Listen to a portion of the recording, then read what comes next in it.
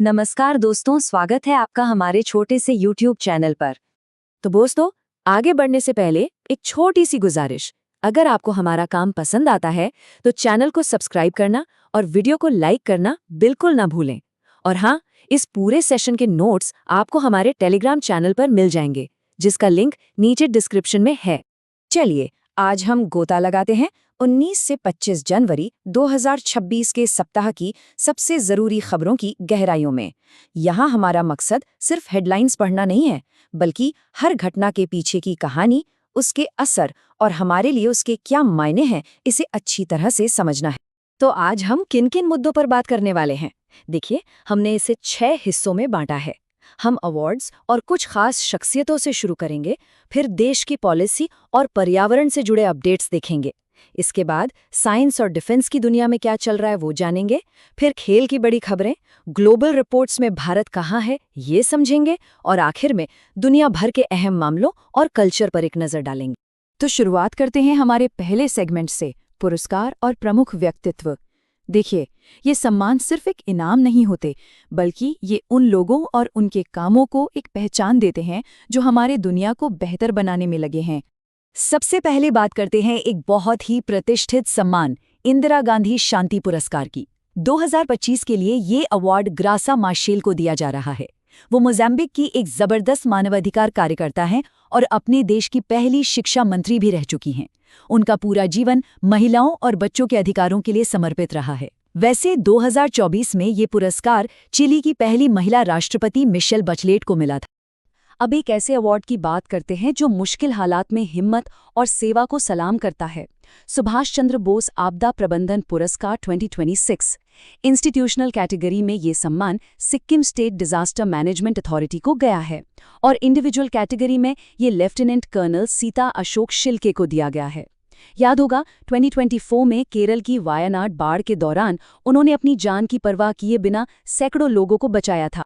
चलिए अब पर्यावरण के क्षेत्र के सबसे बड़े सम्मानों में से एक को समझते हैं, टाइलर पुरस्कार, जिसे पर्यावरण का नोबेल भी कहा जाता है।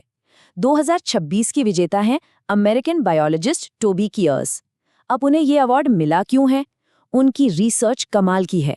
उन्होंने माइकोराइजल फंगल नेटवर्क पर काम किया है।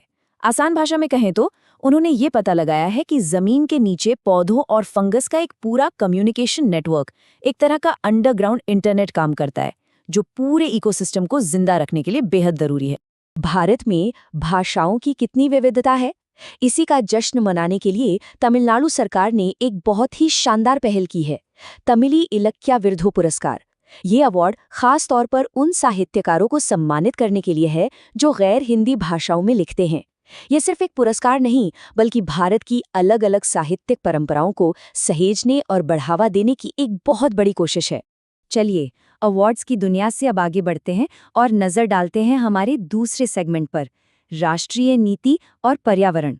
यहाँ हम उन बड़े फैसलों और घोषणाओं को समझेंगे जो हमारे देश के भविष्य की तस्वीर बनाते हैं। इको सेंसिटिव जोन यानी ESZ असल में किसी भी नेशनल पार्क या वाइल्ड लाइफ सेंचुरी के लिए एक सुरक्षा कवच की तरह होता है। ये एक बफर एरिया है जहां माइनिंग या बड़े कंस्ट्रक्शन जैसे काम नहीं हो सकते, ताकि जंगली जानवरों और उनके घर को कोई नुकसान ना पहुंचे। हाल ही में राजस्थान के मशहूर कुंभलगढ़ वाइल्ड लाइफ सेंचुरी के चारों तरफ 1 किलोमीटर के एरिया को ESZ घोषित किया गया है। ये एक बहुत बड़ा कदम है वहां के तेंदुओं, भेड़ियों और दूसरे जीव जंतुओं को बचाने के लिए। अब एक ऐसी योजना की बात करते हैं जो देश के करोड़ों लोगों के बुढ़ापे का सहारा बन सकती है, अटल पेंशन योजना। ये स्कीम खासकर उन लोगों के लिए है जो अनऑर्गेनाइज सेक्टर में काम करते हैं। इसमें आप थोड़ी थोड़ी बचत करके अपने लिए 60 साल की उम्र के बाद एक रेगुलर पेंशन पक्की कर सकते हैं। और अच्छी खबर ये है कि सरकार ने इस बेहद जरूरी योजना को 2030-31 तक के लिए बढ़ा दिया।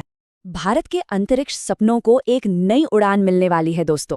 आंध्र प्रदेश के होप आइलैंड पर एक नई सैटेलाइट लॉन्च फैसिलिटी तैयार की जाएगी। ये स्ट्रेटेजिकली बहुत ही अहम है, क्योंकि इससे इसरो को श्रीहरिकोटा के अलावा एक दूसरा लॉन्च पैड मिल जाएगा। इसका सीधा सा मतलब है कि भविष्य में भारत और ज्यादा और तेजी से सैटेलाइट्स लॉन्च कर पाएगा। हमारी स्पेस कैपेबिलिटीज और भी मजबूत होंगी।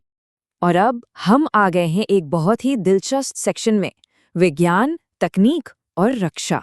चलिए देखते हैं कि इस हफ्ते इनोवेशन और स्ट्रेटेजिक पार्टनरशिप के मोर्चे पर क्या कुछ खास हुआ। हिंद महासागर में हमारे पड़ोसियों के साथ मिलकर सुरक्षा को मजबूत करने के लिए एक बहुत ही महत्वपूर्ण अभ्यास है दोस्ती। जैसा कि नाम से ही जाहिर है, ये भारत, मालदीव और श्रीलंका के कोस्ट गार्ड्स के बीच एक जॉइंट एक्सरसाइज है। ये 1991 में भारत और मालदीव के बीच शुरू हुई थी और बाद में श्रीलंका भी इसमें शामिल हो गया। हाल ही में इसका 17वां एडिशन मालदीव में हुआ, जो दिखाता है कि समुद्री सुरक्षा को लेकर इन तीनों देशों में कितना बढ़िया तालमेल है। स्क्रीन पर ये जो नंबर आप देख रहे हैं 51, ये कोई मामूली नंबर नहीं है। ये हमारे भारतीय मौसम विज्ञान विभाग यानी IMD की गौरवशाली यात्रा का प्रतीक है। 15 जनवरी 1875 में बनी इस संस्था ने अपने 151 साल पूरे कर लिए हैं। सोचिए, किसानों को सही वक्त पर मौसम की जानकारी देने से लेकर तूफानों की सटीक भविष्यवाणी करके लाखों जानें बचाने तक IMD का योगदान कितना बड़ा रहा है। और देखिए, मौसम की बात हो ही रही है तो एक और ज़रूरी खबर है। साल 2026 का पहला ट्रॉपिकल साइक्लोन, जिसका नाम नोकियन रखा गया है, पश्चिमी प्रशांत महासागर में बन चुका है। इसका असर खास तौर पर फिलीपींस के लूजोन द्वीप पर पड़ा है। ये घटना हमें फिर से याद दिलाती है कि क्लाइमेट चेंज के इस दौर में मौसम की सटीक जानकारी कितनी ज़्यादा ज़रूरी हो गई है। चलिए, अब थोड़ा गियर बदलते हैं और सीधा चलते हैं खेल के मैदान में। इस हफ्ते कुछ बड़ी जीतें हुईं। एक दिग्गज ने खेल को अलविदा कहा और कुछ नई नियुक्तियां भी हुईं।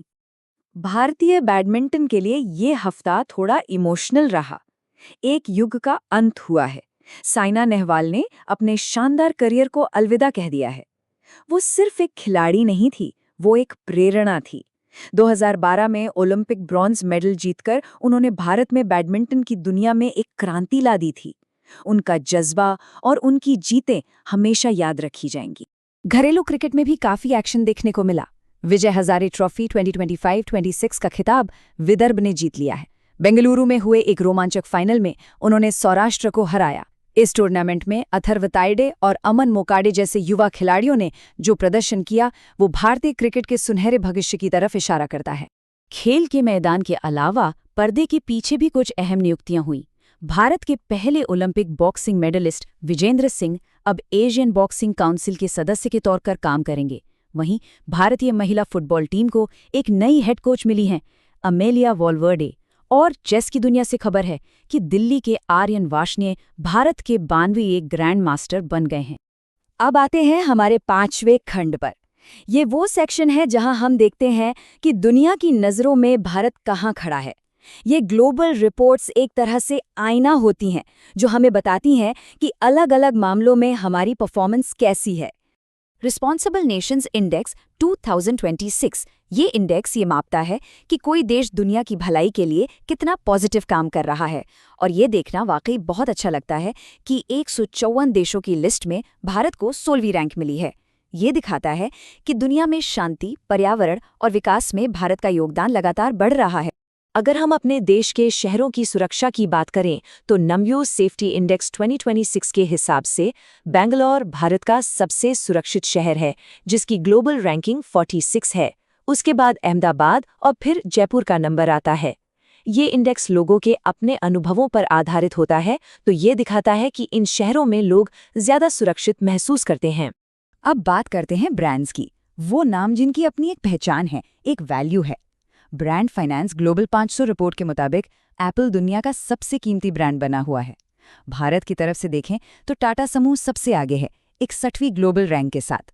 टाटा के बाद इन्फोसिस का नंबर आता है। ये साफ दिखाता है कि हमारे इंडियन ब्रांड्स अब ग्लोबल स्टेज पर अपनी एक मजबूत जगह बना रहे हैं। और इसी के साथ हम आ पहुंचे हैं हमारे आज के सफर के आखिरी पड़ाव पर, विश्व मामले और संस्कृति। चलिए देखते हैं कि ग्लोबल स्टेज पर और हमारी सांस्कृतिक विरासत के क्षेत्र में क्या कुछ अहम हुआ। नई दिल्ली में दूसरा ग्लोबल बुद्धिस्ट कॉन्फ्रेंस हुआ। ये सम्मेलन भारत की सॉफ्ट पावर डिप्लोमेसी का एक बहुत अच्छा उदाहरण है। दुनिया भर के बौद्ध विद्वानों और नेताओं को एक मंच पर लाकर भारत बौद्ध दर्शन के केंद्र के तौर पर अपनी सदियों पुरानी भूमिका को और मजबूत कर रहा है। तो दोस्तों ये था इस हफ्ते का पूरा लेखा जोखा। हमने पॉलिसी, टेक्नोलॉजी, खेल, कल्चर, हर पहलू पर नज़र डाली। इन सब को एक साथ देखने पर एक सवाल मन में आता है, जैसे जैसे दुनिया में भारत का कद बढ़ रहा है, आपको क्या लगता है आने वाले 10 सालों में कौन सा वो एरिया होगा जिसमें सबसे बड़ा, सबसे ज़बरदस्त बदलाव देखने को मिलेगा? सोचिएगा ज़रूर और अपने विचार नीचे कमेंट्स में हमारे साथ साझा कर।